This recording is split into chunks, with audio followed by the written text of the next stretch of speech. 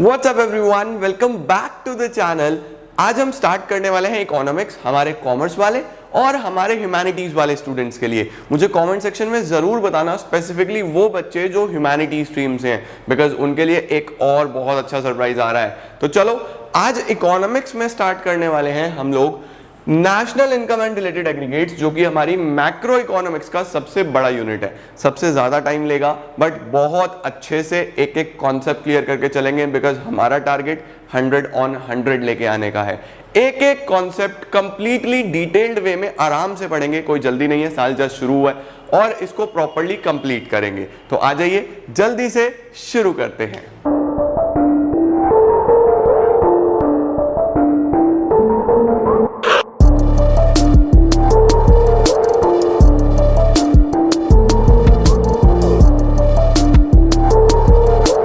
तो national income unit में मैं सबसे पहला टॉपिक जो स्टार्ट करने वाला हूं वो है circular flow of income. We will start with circular flow of income. देखो यार, दो चीजों से जुड़ के बना है। पहली बात फ्लो ऑफ इनकम, यानी इनकम का कैसा फ्लो होता है किसी भी इकोनॉमी में। दूसरी बात सर्कुलर होता है। टॉपिक में ही क्वेश्चन है, टॉपिक में ही आंसर है। आपसे एक चीज ये पूछ रहा है कि सर इकोनॉमी में, किसी भी इकोनॉमी में फ्लो ऑफ इनकम कैसा होता है। आपको आंसर क्या दिया गया? Circular flow. इसको कैसे पढ़ा जाता है वो हम लोग आज ध्यान से देखने वाले हैं। इस टॉपिक को स्टार्ट करने से पहले एक चीज हम ध्यान से देखते हैं कि हम लोगों ने माइक्रो इकोनॉमिक्स क्लास 11th में पढ़ ली थी और हम पढ़ रहे हैं मैक्रो इकोनॉमिक्स हमारी क्लास 12th में, राइट। अब यहां पे जो आई होता था, this I stands for individuals, और ये जो A होता है, this A stands for aggregates। इसका मतलब क्लास 11th में आपने जितनी भी इकोनॉमिक्स पढ़ी वो एक इंडिविजुअल के पर्सपेक्टिव से पढ़ी। अब क्लास 12th में आप जितनी इकोनॉमिक्स पढ़ने वाले हो वो एग्रीगेट्स के पर्सपेक्टिव से पढ़ोगे। एग्रीगेट्स का मतलब क्या है कि ये डिटेल्ड, ज्यादा वाइडर कॉन्सेप्ट्स हैं, बड़े कॉन्सेप्ट्स हैं। अब इंडिविजुअल एग्रीगेट्स का अगर एग्जांपल है तो वही ले लो कि अगर आप एक ट्री पे रिसर्च कर रहे हो तो वो माइक्रो कॉन्सेप्ट हो गया, पूरे फॉरेस्ट पे रिसर्च कर रहे हो तो वो मैक्रो कॉन्सेप्ट हो गया। तो छोटा जब इंडिविजुअल की बात होती है तो हम माइक्रो पढ़ते हैं, और जब सबकी कंबाइंड बात होती है, इकोनॉमी एज अ होल की बात होती है, तो हम मैक्रो पढ़ते हैं। सही हो गया। अब देखो यार, सबसे पहले सर्कुलर फ्लो ऑफ इनकम जानने से पहले ये देखो कि इनकम जनरेट कैसे होता है। इनकम जनरेट होता है प्रोडक्शन से। इकोनॉमिक्स में ना प्रोडक्शन का बहुत बड़ा रोल है। तुम लोग हमेशा जब तक इकोनॉमिक्स पढ़ते रहोगे प्रोडक्शन को पढ़ते रहोगे। तो प्रोडक्शन जब होगा तभी तो इकोनॉमी में इनकम जनरेट होगी। भाई सामान बनेगा तो ही तो बिकेगा, बिकेगा तो इनकम आएगी, राइट। किसी भी इकोनॉमी में जो ग्रोथ का सबसे बड़ा इंडिकेटर होता है वो पैसा होता है, कि कितना इनकम इकोनॉमी में घूम रहा है। सही है ना। अब प्रोडक्शन कौन करता है सर? प्रोडक्शन करता है हमारा प्रोड्यूसर। इस प्रोड्यूसर को प्रोडक्शन करने के लिए चार चीजों की हेल्प लेनी पड़ती है, ठीक है। कौन कौन सी चार चीजें हैं? सबसे पहले होती है लैंड। भाई जिस जमीन पे वो प्रोडक्शन करेगा वो लैंड। उसके बाद जो दूसरी चीज होती है वो होती है लेबर, जो प्रोडक्शन करने में हेल्प करेगी, लेबर। तीसरा होता है हमारा कैपिटल, जो पैसा लगाया है। चौथी होती है एंटरप्राइज। एंटरप्राइज क्या है? आपकी ऑर्गेनाइजेशन या फिर आपकी बॉडी जिसको मैनेज कर रहा है एंटरप्रेन्योर। एंटरप्रेन्योर कौन है? मालिक इंसान, जो कि इन तीनों को यूटिलाइज करता है, इन तीनों की मदद से इनको प्रॉपर्ली मैनेज करके प्रोडक्शन करता है। तो इस तरीके से ये चार चीजें हमारी हेल्प करती हैं प्रोडक्शन करने में। इन चार चीजों को क्या बोलते हैं हम सर? इन चार चीजों को हम लोग बोलते हैं फैक्टर्स ऑफ प्रोडक्शन। इनको क्या बोलते हैं? Factors of production. तो बेसिकली ये जो प्रोड्यूसर है या फिर ये जो फर्म है, ये फर्म इन चार चीजों की मदद से प्रोडक्शन करती है। अब सर ये जो प्रोडक्शन हो रही है इसके अंदर ये प्रोडक्शन कैसे होगी? कौन हेल्प करेगा? क्या ये सब अकेला एक इंसान कर सकता है? जी नहीं। किन्हीं भी फर्म्स को प्रोडक्शन करने में मदद करते हैं हाउसहोल्ड्स। हाउसहोल्ड्स मतलब आप और मैं, हम जैसे लोग। कैसे सर? जैसे कि फॉर एग्जांपल किसी प्रोड्यूसर के पास लैंड नहीं है तो लैंड एक हाउसहोल्ड प्रोवाइड करेगा। अब वो फ्री में तो प्रोवाइड नहीं करेगा, वो उसके बदले में क्या लेता है? रेंट लेता है। भाई जमीन देगा तो रेंट पे देगा ना। सिमिलरली फैक्ट्री में बहुत सारे हाउस होल्ड काम करते हैं प्रोडक्शन के लिए, वो अपनी लेबर प्रोवाइड करते हैं, लेबर के बदले में वो लोग क्या लेते हैं, वेजेस एंड सैलरीज। फ्री में तो कोई काम नहीं करेगा। अगर मैंने कैपिटल की मुझे जरूरत पड़ेगी तो कैपिटल ऑर्गेनाइज करूंगा, आप कैपिटल तो फ्री में नहीं मिलेगा, कैपिटल के बदले में क्या देना पड़ेगा, इंटरेस्ट। और एंटरप्राइज में जो एंटरप्रेन्योर काम करेगा, जो मेहनत करेगा, उसको उसकी मेहनत के बदले में, हार्डवर्क के बदले में क्या मिलेगा, प्रॉफिट्स। उसको क्या मिलता है, प्रॉफिट्स। तो बेसिकली ये जो चार फैक्टर्स हैं, ये फर्म्स को कौन प्रोवाइड करता है, हाउस होल्ड्स प्रोवाइड करते हैं। हाउस होल्ड्स प्रोडक्शन करने के लिए अपनी सर्विसेज देते हैं फर्म्स को, और फर्म्स उनसे प्रोडक्शन करती हैं। अब जब प्रोडक्शन करती हैं तो फ्री में तो नहीं, वो उस प्रोडक्शन के बदले में इन्हें ये पैसा देती हैं, इतना इतना प्रोवाइड करती हैं। तो बेसिकली फर्म्स ने जो पैसा दिया है, फर्म्स के लिए ये होती हैं फैक्टर पेमेंट्स। फर्म्स के लिए क्या होती हैं ये, फैक्टर पेमेंट्स, कि इन लोगों ने, फर्म्स ने प्रोडक्शन करने के लिए हाउस होल्ड्स को क्या दिया, फैक्टर पेमेंट्स दिए। और हाउस होल्ड्स के लिए यही पेमेंट नहीं होता, हाउस होल्ड के लिए यही इनकम हो जाती है। तो हाउस होल्ड्स को क्या बोलते हैं, फैक्टर इनकम्स। ठीक है। तो अब आपसे कोई भी पूछ ले कि फैक्टर इनकम कितनी होती है, तो हमेशा चार होती हैं। कौन कौन सी हमारे पास, rent, interest, wages and salaries, profits. तो ये हमारे पास फैक्टर इनकम्स होती हैं, जबकि फर्म्स के लिए यही क्या होती हैं, फैक्टर पेमेंट्स। अब मुझे एक बात बताओ, फर्म्स ने जब प्रोडक्शन करी, इन्होंने प्रोडक्शन करके सामान बना लिया, उस सामान से इनकम जनरेट होने वाली है, उसके बदले में उन्होंने इन्हें पेमेंट करी ना, यहां से पैसा इनके पास आ गया हाउस होल्ड्स के बाद। अब हाउस होल्ड्स, मुझे एक बात बताओ, इनकी इनकम हो गई तो ये पैसे का क्या करेंगे, क्या ये पैसा अपने पास रखेंगे, पैसे को खाएंगे, पैसे का ब्रेकफास्ट करेंगे, लंच करेंगे, डिनर करेंगे, नहीं ना। ये इस पैसे से भी गुड्स और सर्विसेज खरीदेंगे, और गुड्स और सर्विसेज किसके पास है, इनके पास है। तो जो पैसा यहां से इधर गया था, क्या वही पैसा घूम के यहां से इधर आ जाएगा जब इन्हें गुड्स और सर्विसेज खरीदने पड़ेंगे। जो गुड्स और सर्विसेज इन्होंने बनाने में मदद करी, वही गुड्स और सर्विसेज इन्हें खरीदने भी तो है, क्योंकि जिंदगी कैसे चलेगी भाई। तो बेसिकली इकोनॉमी में जो इनकम है, जो फ्लो ऑफ इनकम है, वो ऐसे घूमता रहता है। ये किसके बीच में घूमता रहता है, हमारे पास हाउस होल्ड्स और फर्म्स के बीच में। बट इकोनॉमी में क्या सिर्फ दो ही सेक्टर होते हैं, जी नहीं। आ जाओ, इकोनॉमी में कितने सेक्टर्स होते हैं, सेक्टर्स इन एन इकोनॉमी। एक इकोनॉमी में हमेशा चार सेक्टर्स होते हैं। सबसे पहले सेक्टर को हम क्या बोलते हैं, हाउस होल्ड्स। हाउस होल्ड्स कौन है, जो कंज्यूमर्स होते हैं। कौन होते हैं, कंज्यूमर्स, जो सामान को कंज्यूम भी करते हैं, उसी सामान को बनाने के लिए अपनी सर्विसेज भी देते हैं, फैक्टर सर्विसेज प्रोवाइड करते हैं, राइट। दूसरी कौन होती है, फर्म्स। फर्म्स कौन है, प्रोड्यूसर्स, जो सामान को प्रोड्यूस भी करेंगे, और प्रोड्यूस किससे करवाएंगे, इनसे करवाएंगे, और इनको इसके बदले में पैसा देंगे। तीसरा कौन होता है, गवर्नमेंट। भाई सरकार भी तो काम करती है इकोनॉमी में, जिसका काम क्या है, पब्लिक वेलफेयर के लिए काम करना, पब्लिक सर्विसेज प्रोवाइड करना। ठीक हो गया। उसके बाद लास्ट होता है हमारे पास फॉरेन सेक्टर। इस फॉरेन सेक्टर को हम लोग क्या बोलते हैं, रेस्ट ऑफ द वर्ल्ड। इसको हम क्या बोलते हैं, रेस्ट ऑफ द वर्ल्ड। यहाँ पे हम लोग जनरली किसके बारे में बात करते हैं, हमारी एक्सपोर्ट्स, जिसको हम एक्स से डिनोट करते हैं, और हमारी इंपोर्ट्स, जिसको हम एम से डिनोट करते हैं। फॉरेन सेक्टर में बेसिकली हम अगर बाहर सामान बेच रहे हैं, एक्सपोर्ट्स, बाहर से मंगा रहे हैं तो इंपोर्ट्स, ये चीज़ें हम लोग कंसिडर करके चलते हैं। तो टोटल 4 सेक्टर्स इकोनॉमी में होते हैं। बट सिंप्लीफिकेशन के लिए सर्कुलर फ्लो हम लोग 2 सेक्टर्स के बीच में पढ़ते हैं। 2 सेक्टर्स कौन कौन से हैं हमारे पास, हाउस होल्ड्स और फर्म्स। तो चीज़ों को आसान बनाने के लिए, आप लोगों के लिए ज़्यादा कॉम्प्लिकेटेड ना हो, तो सीबीएसई ने आपका जो सिलेबस है वो रिस्ट्रिक्टेड रखा है 2 सेक्टर इकोनॉमी तक। 2 सेक्टर इकोनॉमी में आपको मेनली सिर्फ किसके बारे में पढ़ना है, हाउस होल्ड्स और फर्म्स के बारे में पढ़ना है। अब ये तो हम लोगों ने बेसिक पढ़ा कि किस तरीके से कौन कौन से सेक्टर्स होते हैं, कैसे पैसा घूमता रहता है। मुझे उम्मीद है आप लोगों को ये सारी चीज़ें समझ में आई होंगी। अब टेक्निकल बातों पे चले।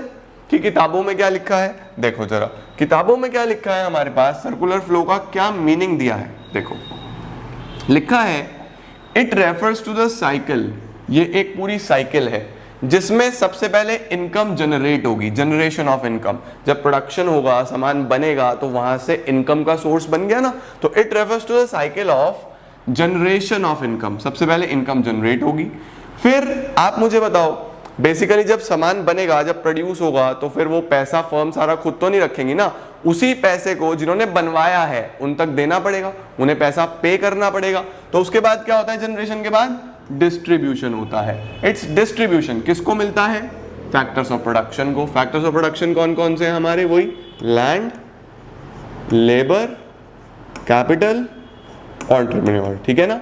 उनके पास ये पेमेंट्स जाती हैं जिनके लिए वो फैक्टर इनकम बन जाती हैं। उसके बाद वो लोग क्या करते हैं उस पैसे का, फिर वो सर्कुलेट होता है पैसा वहां से।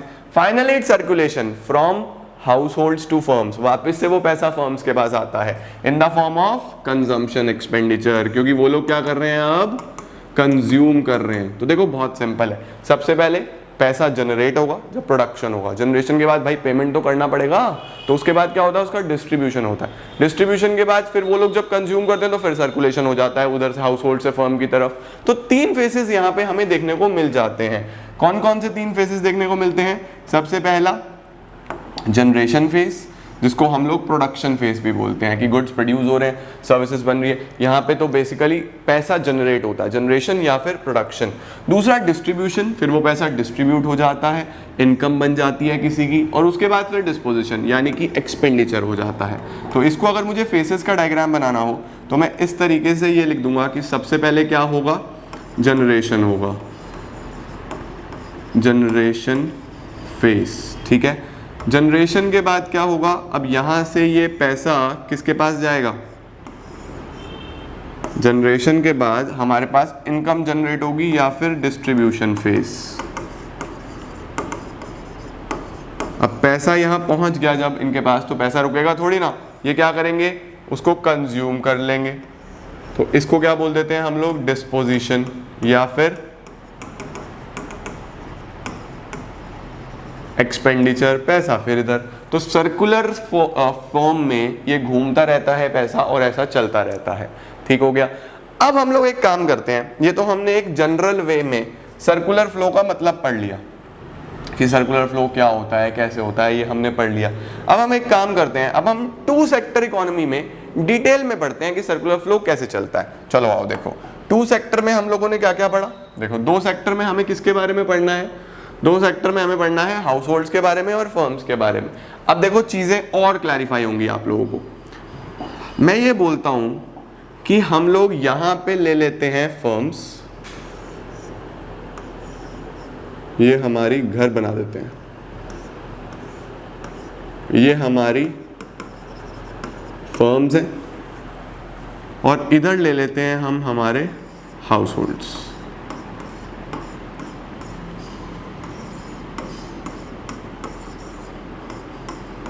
इधर हम हाउस होल्ड्स ले लेते हैं। तो ये हमारी फर्म्स हो गई और ये हो गए हमारे हाउस होल्ड्स, करेक्ट। अब फर्म्स के माइंड में आया कि हमें प्रोडक्शन करना है, प्रोडक्शन करना है, प्रोडक्शन करना है, प्रोडक्शन करना है, प्रोडक्शन करना है, प्रोडक्शन करना है, प्रोडक्शन करना है।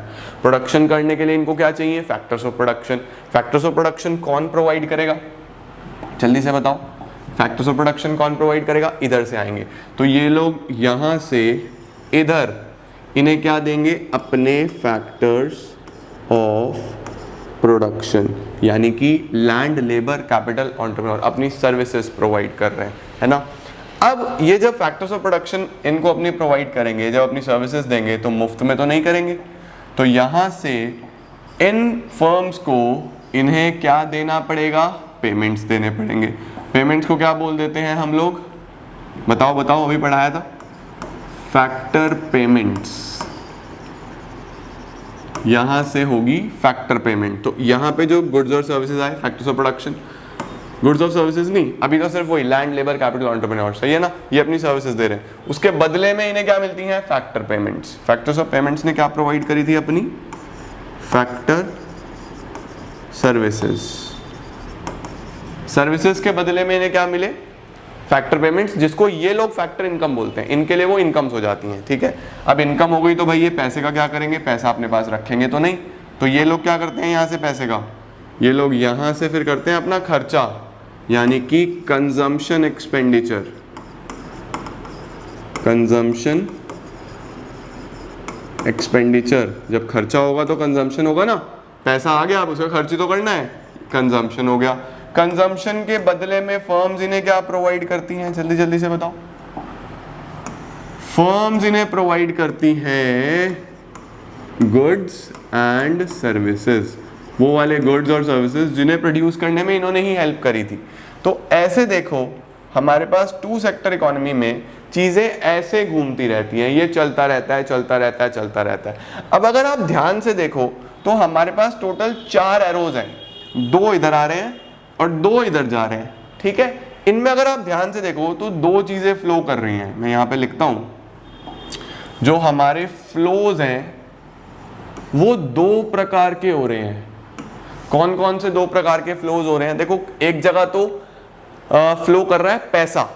पैसा कैसे फ्लो कर रहा है, देखो इन्होंने यहाँ से कंजम्पशन करा, पैसा जा रहा है इधर, और इन्होंने शुरू में इन्हें पेमेंट करी थी, जो इन्होंने सर्विसेज दी थी उनके बदले में पेमेंट करी थी ना, तो ये जो पेमेंट है ये मनी की टर्म्स में हुई होगी। सिमिलरली जब इन्होंने कंजम्पशन करा ये भी मनी की टर्म्स में हुआ होगा। तो सेकंड और थर्ड पे पैसा फ्लो कर रहा है, ठीक है, सेकंड पे और थर्ड पे पैसा फ्लो कर रहा है, इस फ्लो को बोलते हैं मनी फ्लो। इस फ्लो को क्या बोलते हैं, मनी फ्लो।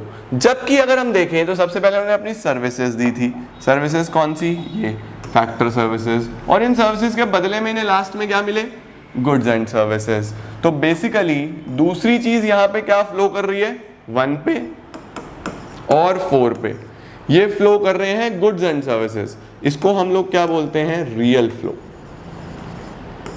इसको हम क्या बोलते हैं, रियल फ्लो। तो किसी भी इकोनॉमी में जब भी सर्कुलर फ्लो होता है तो इस सर्कुलर फ्लो में हमेशा 2 चीजें फ्लो करती हैं, एक तरफ पैसा, एक तरफ गुड्स एंड सर्विसेज। जहां पे पैसा फ्लो करता है उसको बोलते हैं मनी फ्लो, जहां पे गुड्स एंड सर्विसेज फ्लो करती हैं उसको बोलते हैं हम लोग रियल फ्लो।